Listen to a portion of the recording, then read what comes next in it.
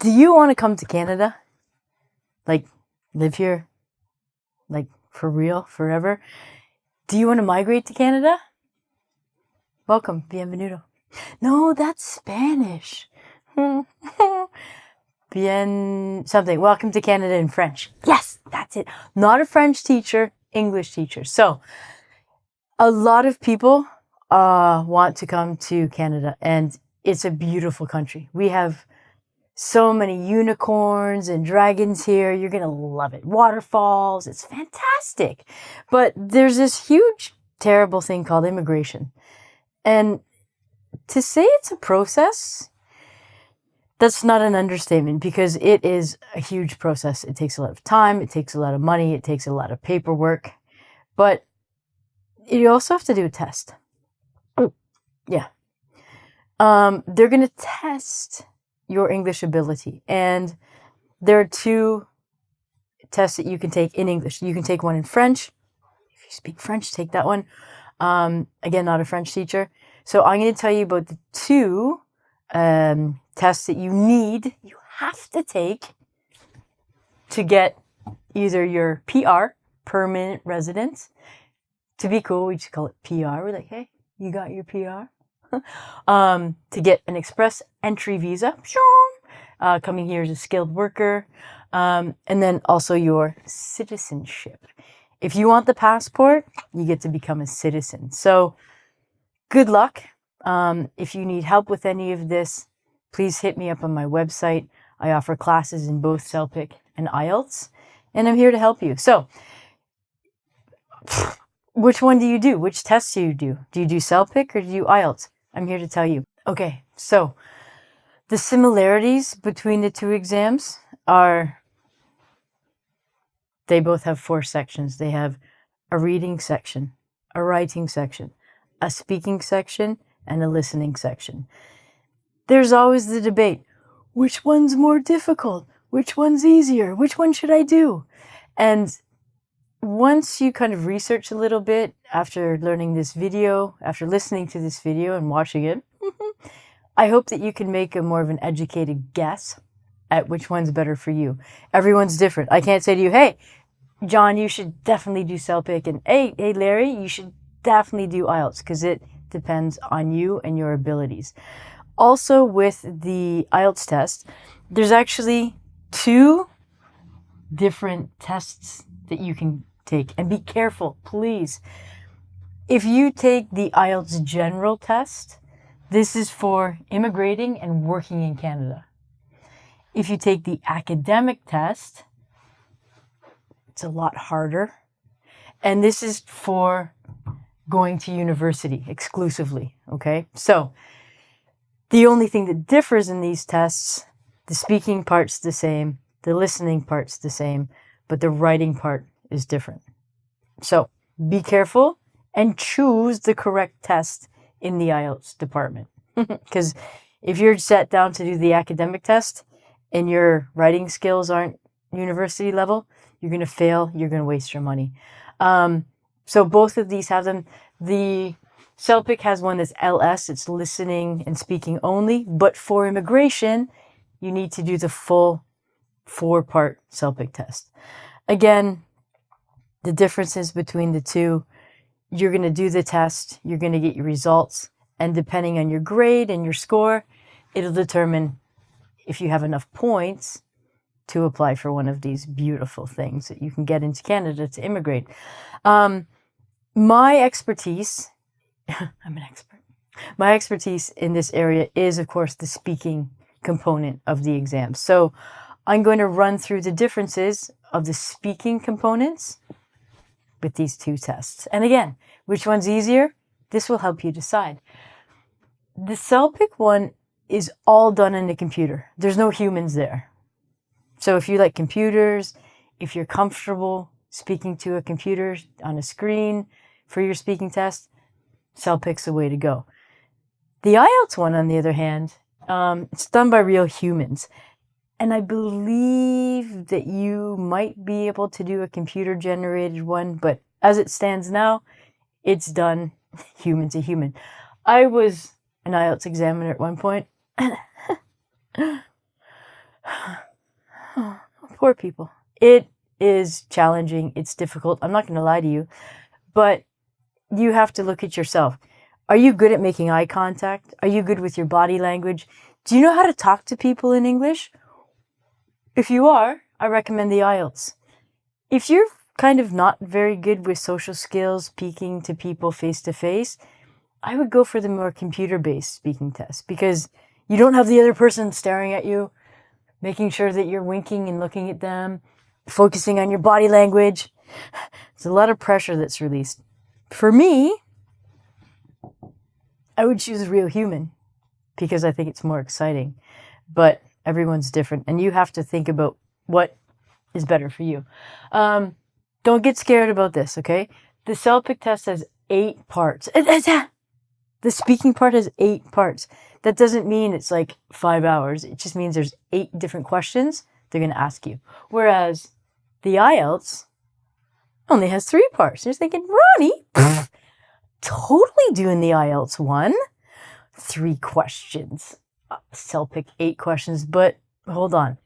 It's not that easy. You think, oh, 3 questions, go. No. So, in my opinion, what's easier from a speaking point of view is CELPIP. Why? Because the questions are very focused and there's specific grammar that you will use for each question. Here, and I will go through some examples of the 8 parts. The first one's always going to be giving advice and scenarios. They're all very scenario, real life based, whereas IELTS is more general. We'll get into that one. So, giving advice. So your friend wants to lose weight. What should she do? Okay, you're going to give your answer. And this is good because it gives you your own ideas. Remember, in this test, there's no such thing as a wrong idea. There's such thing as wrong vocabulary and wrong grammar. But whatever crazy idea you think of, as long as you said it coherently with some great grammar forms, you're rocking this. If you say, well, I think my friend should go and ride unicorns in the prairies, they're like, yeah, perfect, good English. Personal experience. In this, of course, you're going to have to use the past tense. And this is a hard one because, in my opinion, using the past tense is one of the most difficult grammar challenges we have out there. So you've got your personal experience. You're telling a story from your past. This is fun. I kind of like it. It's fun. There's a picture. You get to describe it. Yes. Like, oh, okay, there's this and this and this and cool. And then connected to this, you're going to make predictions. So this is one thing that a lot of people don't really focus on. The picture you see in number 3, you have to describe it. And then the next task is to make predictions, but it's about the picture. So you have to be careful and focus that what you talk about in the picture, you can then talk about in the predictions part. So let's say you see a scene of people at a cafe and you talk about the teacups and they're having a nice croissant and a cafe latte. And then in the predictions you say, and the monkey's going to jump from the toilet. And you're like, what? You never told me about a monkey. So you have to make sure when you're describing the picture that you're following up with predictions using the future that makes sense. Compare. So you're given a few scenarios and you have to say, oh, okay, this one's better than this one because, or I like this one more because. So you're comparing something and then connected to this too. It's a little bit of persuading. Example. You are a multimillionaire and you want to buy a house. And you're like, oh, okay, so I've got a townhouse in Etobicoke, I've got a villa in Vancouver, and I've got an ocean house in the East Coast. And you go, yeah, do you know what? Definitely this one's cheaper. This one's by the ocean. I like this. But then in the next question, someone's going to go, do you know what? No, I want this house. But you have to persuade them or make them choose what you've chosen. So this can be challenging. You have to, like, you're selling it. Like, no, you should definitely buy the house that I told you because it's better. Get all riled up. They don't pass that test. So make sure that you understand that question 3 and 4 and question 5 or 6 are related. Always be ready to be thinking ahead. Number 7, you're describing a situation. It's kind of unusual, maybe. You're asked to give your opinion about it. And number 8, describing an unusual situation. Again, number 8 has a picture. And you have to you definitely have to describe the picture and then talk about the unusual situation. So you want to get some vocabulary. You're going to have to get some adjectives.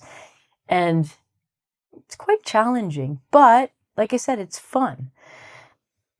The IELTS, not so fun. I think it's kind of boring, actually. I think the test is kind of drab. It's kind of like, meh, okay. I said it has 3 parts. The first part is very general. It can be questions about you, where you live, where you're from, what you do, what are your interests, what are your hobbies, tell me about your job.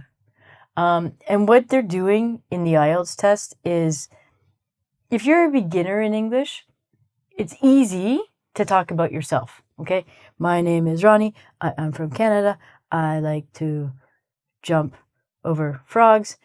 But as the test progresses, the questions become harder. So they're going from very general questions about you and your environment to more specific questions. So they say, oh, well, you said you worked at this job. Tell me about the job. And you're like, oh my God, okay. So you go into detail, you talk about your job, what you do, and that's great.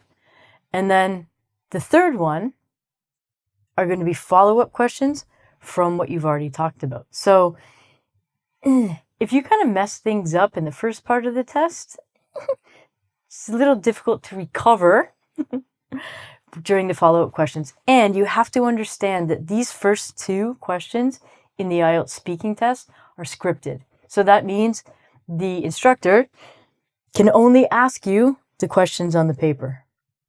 But with the follow-up questions, they can ask you anything. And this is where they really test your ability. And this is where your marks on the IELTS scale can go up or down drastically.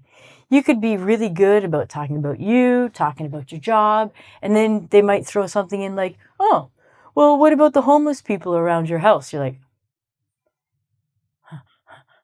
what's my opinion on poverty? Uh-oh, that has nothing to do with my job. So be careful with the third question. It's the one that can bring you up or down on the IELTS scale. If these sound like really fun tests for you, that's great, because you're going to need them if you want to immigrate to Canada, if you want to become a citizen. And I'm here to help you with both of these tests, the speaking component. Hit me up at my website, englishwithronnie.com, and I have both CELPIP and IELTS test preps to help you. My stomach's just growled, so I'm going to go get a little snack. And I'll see you at the airport welcoming you to Canada. Bye.